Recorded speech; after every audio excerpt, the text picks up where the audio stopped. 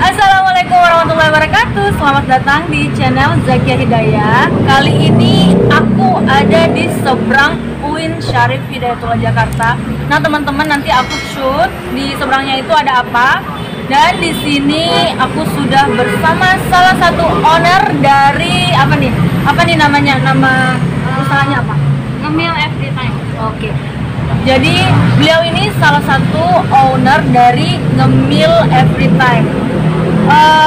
Bisa diceritain itu Ngemil Every Time apa, dan tapi sebelumnya mau kenalan dulu karena kita sejujurnya ini aku baru pertama kali ngobrol, tapi yang owner satunya lagi aku sih akrab banget. Tapi kalau ownernya yang ini, temen yang ini, tante yang ini aku pertama kali ngobrol. Dan oke, kita mau lihat dulu gimana sih dia mau ngobrol gimana tentang dunia usaha. Dan perkenalan dulu kan. Mulai dari nama dan asal gitu. Halo guys, nama aku Rahmisa Fitri, asalnya dari Tasikmalaya, dari kota Tasikmalaya, Jawa Barat. Kemudian apa lagi? Dan kenapa bisa sampai di sini, sampai di UIN? Ya mungkin karena perubahan dari planning sih sebenarnya, bisa nyampe di sini di UIN Jakarta gitu ya.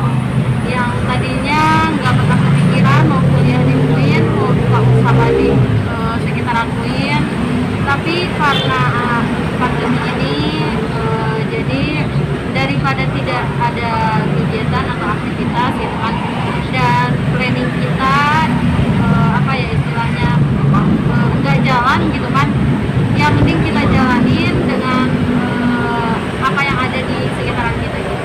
Oke, sekarang kita ngebahas tentang, kan udah tadi perkenalannya udah sedikit. Nah, kita mau ngebahas tentang usaha yang digeluti sekarang. Kok berani-beraninya usaha di masa pandemi ini? Serius, itu dalam benak aku loh. Iya sih, bukan kakak doang sih, Iya, banyak gitu kan yang bilang kenapa sih berani banget gitu, padahal lagi pandemi. Kenapa nggak jualan online aja kan, kalau offline kayak gini kan jadi maksudnya banyak pengeluarannya, kayak sewa tempat, kemudian apa mungkin food dan lain-lain gitu. Tapi bagi aku jika kita mau apa ya menghasilkan sesuatu yang besar, kita juga harus ngambil resiko yang besar gitu kan. Sebenarnya apa ya, kalau misalkan kita punya planning tapi nggak dieksekusi, itu ya sama aja lah kita kayak ngawang-ngawang gitu kan. Apa jadinya kalau misalkan dalam suatu bisnis itu banyak planning tapi eksekusinya enggak gitu kan, itu tuh yang sangat berat bagi aku. Ketika aku punya planning tapi tidak dieksekusi, selalu terpikir gitu kan. Nah, kenapa saya nggak jualan online? Kemarin saya sempat jualan online selama di rumah gitu kan, mungkin hampir 7 bulanan gitu ya. Tapi di pikiran saya itu nggak bisa maksimal gitu kan, meskipun banyak orang yang berhasil di dunia online. Tapi aku tuh ingetnya jadi offline jalan, online pun jalan gitu kan. Ketika offline, jadi si customer bisa makan di tempat, kemudian bisa ada tempat buat teman-teman ngumpul gitu kan. Dan online tetap kita bisa melayani customer yang jauh. Jadi begitu ya guys. Jadi untuk mencapai perubahan yang besar, kita harus berbuat di awal juga. Kita harus berpikir untuk menjadi besar ya. Terus selama udah berapa minggu menggeluti dunia usaha? Kalau menggeluti dunia usaha sih dari dulu ya, udah lama gitu kan. Semenjak kuliah di Bandung, S1 juga sama bikin cemilan kayak gini. Tapi kalau misalkan untuk di sini di Ciputat sendiri baru mungkin berjalan 3 minggu.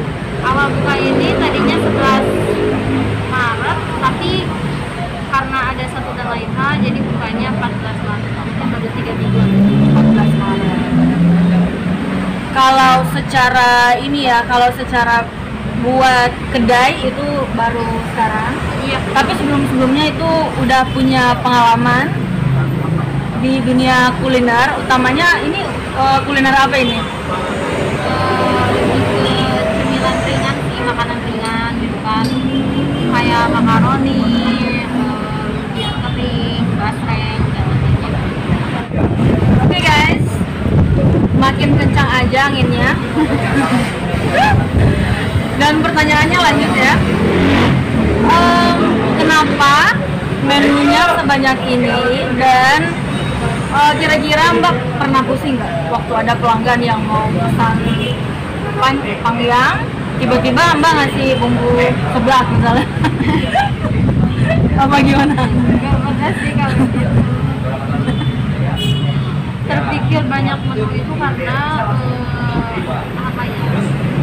Salah satu inspirasi dari orang tua juga, karena orang tua saya masih jualannya itu banyak variasinya gitu.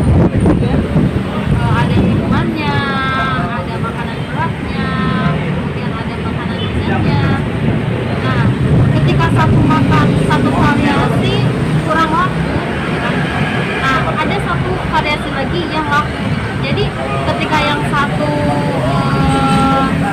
pendapatannya kecil, ada satu variasi yang bisa menghasilkan pendapatan yang lebih besar gitu. Jadi bisa menutupi gitu. Jadi bisa ada opsi yang lain ya? Iya betul.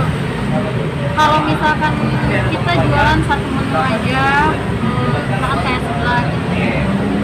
Nah, ketika warung sepi, udah sepi aja karena nggak ada yang minat ke sebelah.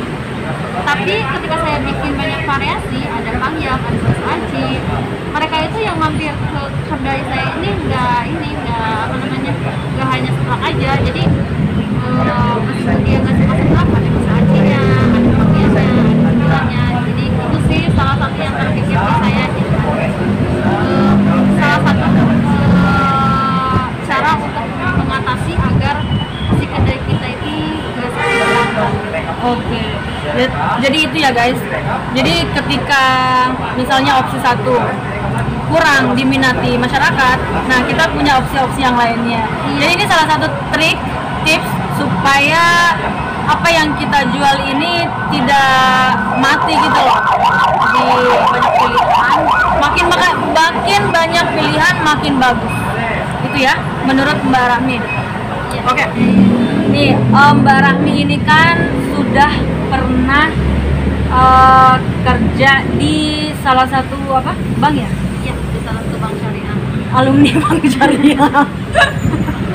Iya, alumni bank syariah. Oke, dia udah pernah kerja di kantoran dan sekarang lebih memilih usaha. Itu kenapa? Ketika saya memilih usaha karena ada satu planning saya yang tidak terwujud atau tidak bisa dicapai gitu kan. Nah, dulu itu saya memutuskan untuk resign dari karena emang dulu tuh saya punya cita-cita pengen kuliah di luar negeri. S1 nggak kecapean kuliah di luar negeri. Ya, saya berdoa mudah-mudahan untuk studi selanjutnya saya bisa kuliah di luar negeri. Nah, ketika itu saya ada kesempatan buat kuliah di luar negeri gitu. Nah, dari pikiran saya, karena banyak persyaratan ya yang namanya kuliah di luar negeri itu pasti kan ada administratifnya, kemudian ada salah satu bahasa yang perlu kita kuasai. Kebetulan saya tidak mahir dalam berbahasa Inggris. Nah, mungkin hampir semua universitas harus bisa bahasa Inggris kan, karena nanti mungkin masuknya ke kelas internasional atau tidak kita harus menguasai bahasa di negara tersebut. Nah, dari situ saya berpikir untuk resign lah, udah saya resign aja dari kantor. Saya mau belajar bahasa dulu. Saya memutuskan untuk keluar dari kantor itu Januari 2020. Nah, tapi saya di ACC Maret 2020.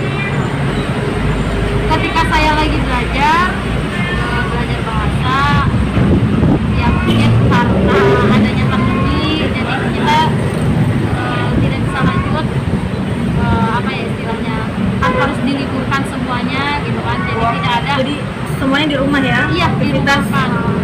Jadi tidak ada lockdown kali ya Om? pembelajaran, tidak ada pembelajaran offline gitu kan.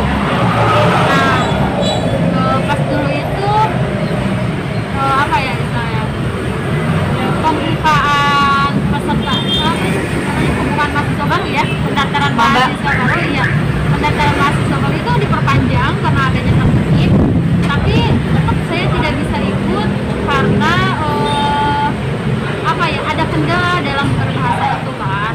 Nah, ketika ada kendala itu saya berpikir saya udah resign, kemudian sekarang pandemi tidak ada kegiatan, sedangkan ya yang namanya di rumah aja kan nggak asing gitu kan, kita itu nggak bisa bereksperimen, pikiran kita itu merasa sempit kalau di rumah itu kan. TV-nya nggak bisa diam guys. TV-nya nggak bisa diam, harus kemana-mana ya pikirannya. Iya, betul. Harus kerja. Wah, tipe kal pekerja. Iya, tapi kalau aku itu nggak bisa diam. yang nggak bisa diam gitu kan, nggak apa ya, nggak bisa diam di rumah itu. Jadi bukan golongan manusia mageran ya kan? Iya. Apalagi rebahan. Ya jadi saya berpikir gimana caranya tadi saya tetap bisa lanjut meskipun lagi pandemi, dan gimana caranya saya bisa menghasilkan uang ketika pandemi. Kebetulan saya lihat di Instagram di Jakarta masih pembukaan pendaftaran ini mahasiswa baru di sekolah pas-pasan. Nah saat itu saya berpikir daftar atau enggak gitu kan, sedangkan hati saya masih kecewa, masih kayak kuliah di luar negeri gitu kan, tapi saya nggak bisa, istilahnya nggak bisa muluk-muluk lah karena udah nggak bisa ditakdirkan untuk kuliah di sana gitu kan. Ya udah saya daftar ke UIN Jakarta, diikuti berbagai tes kan, meskipun saya agak pesimis karena tesnya lumayan UIN Jakarta gitu. Emang dulu di mana? Apa? Dulu saya S1-nya di UIN Bandung. Ya berarti kan saya masuk ke UIN Jakarta itu jadi minoritas ya. Gitu. Nah ketika saya sudah keterima di SPS, saya satu semester mungkin ya, satu semester saya di rumah selama 3 bulan saya di rumah sekolah daring. Dari situ saya mulai apa ya, meskipun saya udah berjualan online itu tuh. Oh iya. Sebelumnya saya sudah berjualan online dengan Jualan online jalan terus. Iya. Selama perkuliahan, selama kuliah itu jalan terus. Iya, jalan terus alhamdulillah. Tapi tetap di hati saya itu pengen buka usaha, pengen buka kafe gitu kan, tempat di mana orang-orang nongkrong, tempat di mana orang-orang berdiskusi gitu kan. Ya layaknya dulu saya masih S1 kerjaannya kayak gitu kan, kerjaannya malam-malam nongkrong, diskusi, rapat. Berangkat dari kebiasaan. Iya betul. Dulu saya sempat berpikir pas nongkrong itu kapan ya saya punya kafe kayak gini, kapan ya saya punya kedai kayak gini gitu. Nah kemudian saya berpikir gimana gitu kan, pandemi ini gak ada pemasukan, sedangkan uang semesteran tetap harus dibayar. Bayaran sendiri? Sendiri alhamdulillah. Orang tua nggak? Enggak.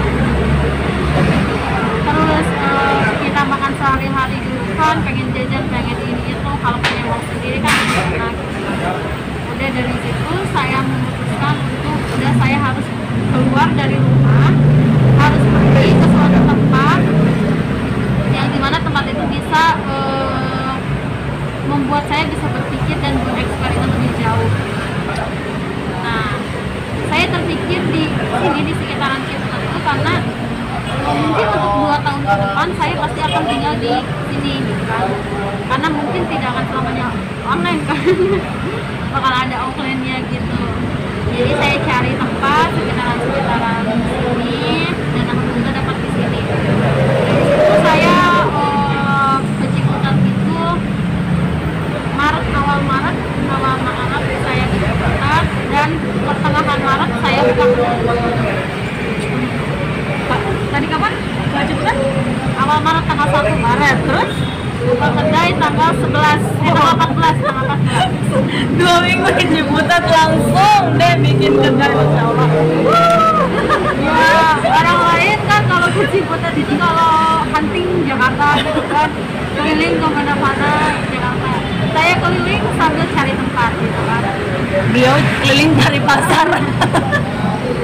Ya sempat mau di Tangerang juga, sempat mau di daerah Pasar Minggu, tapi ya kejauhan gitu. Saya cari-cari yang daerah kampus aja biar nanti untuk prospek ke depannya ketika saya belajar secara offline saya tidak apa ya tidak jauh dari kedai untuk memantaunya. Kalau ini sih kalau S2 juga nggak terlalu ini ya, nggak terlalu sering ke kampus. Iya. Jadi pas lah. Oke, kan kalau berdua kan pasti ya butuh waktu juga untuk diskusi apa, sering diskusi nggak sama owner yang satu sama lain. Dan diskusinya itu diskusi mengenai apa gitu loh, apa harapan-harapan untuk kedepannya atau apa. Ya, jadi sebenarnya saya berdiskusi sama Mbak Novi itu salah satu ownernya lagi gitu kan. Lebih ke apa ya? Lebih ke kayak saya mempresentasikan produk yang akan saya jual gitu kan. Nah, apakah Mbak Novi tertarik untuk bergabung atau tidak? Lebih ke gitu sih sebenarnya.